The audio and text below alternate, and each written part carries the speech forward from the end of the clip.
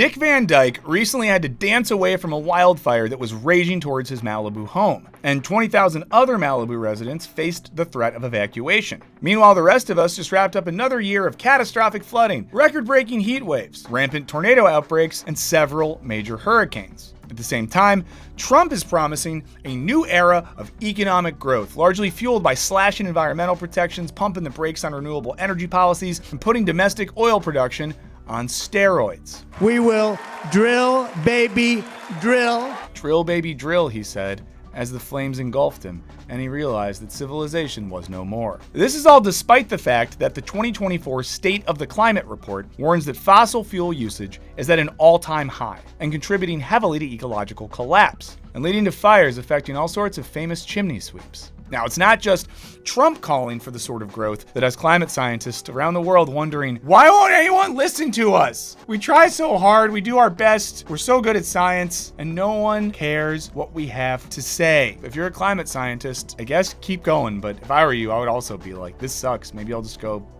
sell stocks. Whatever that means. Now, in the wake of a devastating presidential loss, the Democrats are working on their own abundance agenda, endorsed by the likes of OpenAI and Ezra Klein. Now, the plan offers growth and abundance as strategies to win back voters. But the scientific data continues to show that endless economic growth and the associated rise in carbon emissions is simply unsustainable. Even free market champions like the World Economic Forum are forecasting that climate change is making the dream of endless economic growth fantasy. And this is why climate theorists and philosophers are calling on us to rethink our addiction to infinite growth. Now, they've started a movement that's called degrowth, and it posits that radically cutting back on economic activity can save the climate, make our lives way better, and end the economic exploitation that's devastating the global south. Let's talk about how they get there. Okay, let's start by taking a look at this article titled, President Joe Biden Sets New U.S. Climate Target Just Weeks Before Donald Trump Takes Office. Now, if you're reading this headline alone, you'd probably come to the conclusion Biden just enacted a new policy that will carry over after Trump takes office. But if you happen to be looking at a headline from a different source covering the exact same story, well, then you might read something like U.S. sets new Paris climate target that Trump is expected to ignore, and then you would think that Biden's policy change won't actually do anything. But why is that? Well, it's because many media organizations prioritize clicks over clear, accurate information, focusing on sensational stories and controversies instead of substantive discussion or reducing complex voting issues to simple sound bites. Now, that article that we just talked about, well, I found it on Ground News, which is where I get all my daily news. They are the sponsor of today's video. Their app and website pulls stories from across the globe into one place, giving us the full picture on every news story. The one we're covering has been reported by over 120 sources, and we can see where each one leans politically using the bias distribution chart. You can also check out the factuality rating, which is going to score the reliability of reporting and even see who owns each news source, because stuff matters. These factors shape how stories are framed, letting you compare how bias impacts coverage, like we saw in the articles mentioned earlier. Now, one of the things I really love about Ground News is their blind spot feed, which highlights stories that are disproportionately reported by either side of the political spectrum. And checking this out can be really enlightening, as it helps you step outside your bubble and discover stories you might not see otherwise. I mean, for years, I was getting a lot of my news via social media and websites like Twitter, and I didn't realize how skewed a lot of that was. Ground News has been really great because it's opened me up to new sources and also kind of showed me that there's other perspectives out there that I've maybe been ignoring. If you want to check it out for yourself, head over to ground.news/wisecrack and give it a try. Right now, you can get 40% off the Vantage plan, which gives you unlimited access to all these features, and it's the perfect time to do so at the beginning of a new year with the new presidency on its way. I think Ground News is doing really important work, and I hope that you'll check them out.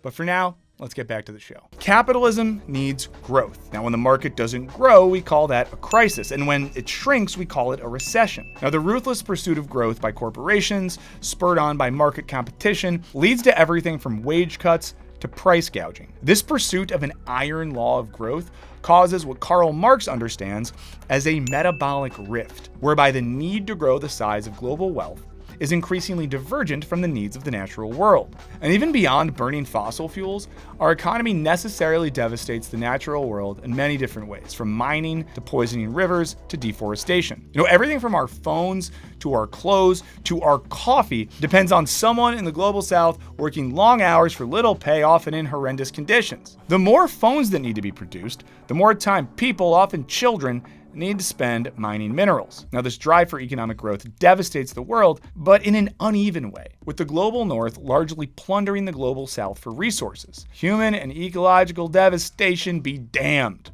But even our solutions to these problems rely on a growth mindset, with so-called green growth as a best of both worlds. Now, we're seeing dozens of states across the world supposedly decoupling their economic growth from their carbon output. So, we can all have our cake and eat it too and stuff, right? Well, not quite. A recent paper examined economies which are decoupling growth from carbon output and using the most optimistic metrics found that none of the 36 green growing economies in the world are reducing emissions fast enough to meet the Paris climate targets. Now, even if the 11 most successful countries that are decoupling GDP growth from CO2 emissions were to reduce their emissions at their current rate, it would take 220 years to meet those targets. And again, this is the best case scenario, which is of course very much not what's happening in real life. The 2023 UNEP report revealed that states still plan on producing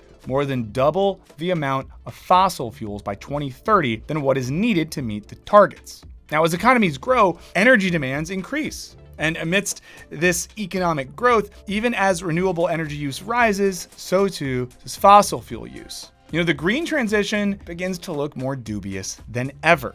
Now, some have argued that economic growth will produce the very technological innovations that will save us from the ecological effects of economic growth. Breakthrough energy only funds things that can make a significant impact on emissions. It's sort of like the economic and ecological version of we need good guys with guns to stop bad guys with guns, but then everyone's still just shooting though. But even if scientific progress was necessarily contingent on economic growth, which it's not, and even if we had the time to wait for the right miracle technology to save us, which we don't, this thinking is still flawed. Just as more advanced and efficient climate technologies are associated with increased fossil fuel use, so too are they connected to exploiting the global south. If you're still feeling really good and you want to feel bad, you can Google coltan mining right now, and it'll make you feel pretty bad. Now, finally, some point to geoengineering as a way to avoid climate catastrophe.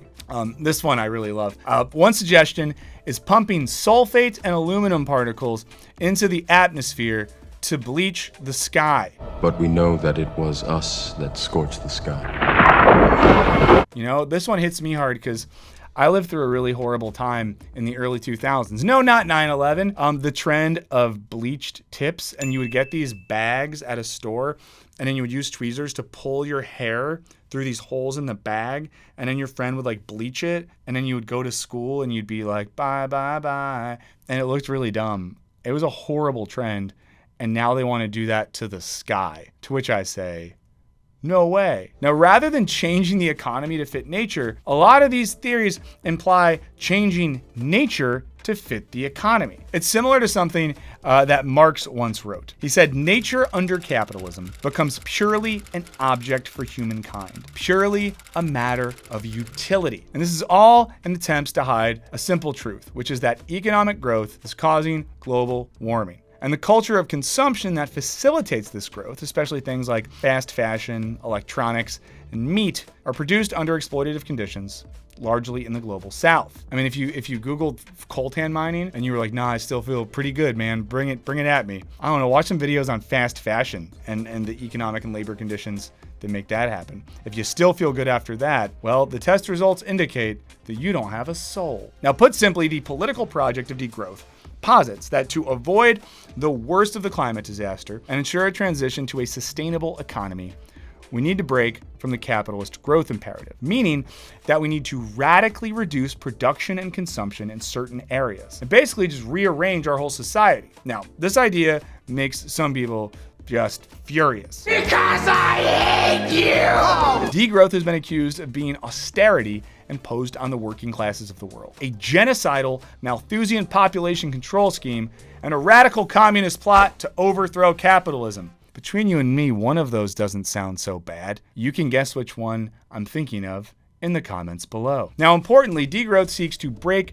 with colonial precedents and place the primary responsibility of reducing growth and emissions on the global north due to their disproportionate rate of emissions. Let me hit you with some stats, friends. The average American currently drains as many resources as 35 people in India and consumes 53 times more goods and services than someone from China. That's so much. And as an average American, this makes me feel bad. To allow the space for development in the global south, well, the global north will really have to drastically reduce its consumption and emissions. Some argue that degrowth is just a fancy way to describe a forced recession. But this doesn't really make sense because degrowth is not unplanned contraction, which is what a recession is, but a planned reduction of certain things and the expansion of others. For example, renewable energies would be massively expanded alongside things like public transport infrastructure. On the other end, we could drastically reduce the production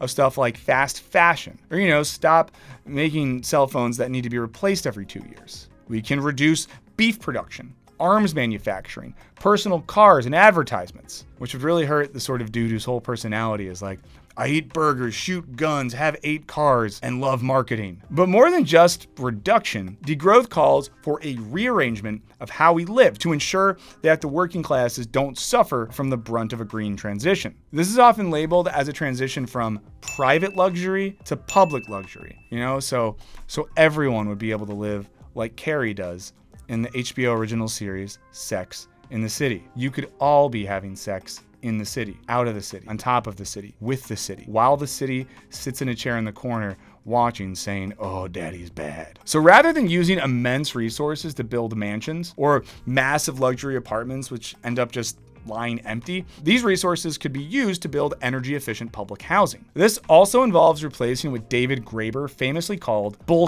jobs with communal labor, motivated by public good rather than private profit. Can you imagine that? Doing a job that was motivated by doing stuff that's good for the public and not just making profit for one weird guy who you get an email from once a quarter. And the weird guy didn't write the email. Some underpaid secretary wrote the email. And then whenever the weird guy fires a bunch of people, he's like, this was a really hard day. We're a family, but sometimes you kill your family. And this would all massively cut down on how long that we work. Picture this with me, friends. 20-hour work weeks. That part really sells me because, hot take, I think we work too damn much. It would also mean less unemployed workers and folks who have to work multiple jobs just to survive. It's not about having less stuff, but about changing our definition of abundance from individual wealth to societal health. It's like the idea that maybe judging the health of our society, economy, and lives by our ability to own maybe wasn't the best idea. With less work, we would then have more time for sharing household and caring labor, not as isolated individuals, but as members of a community. And at a time where we're facing like a real loneliness epidemic, that doesn't sound so bad. Those pushing the economics of abundance conveniently ignore the fact that the market is dependent on artificial scarcity. We see this in inflated housing prices or supermarkets that will throw away food to keep prices artificially high. But many remain enamored with the idea that we need market-led growth to improve life for everyone. We're gonna get the government off your back and out of your pocketbook.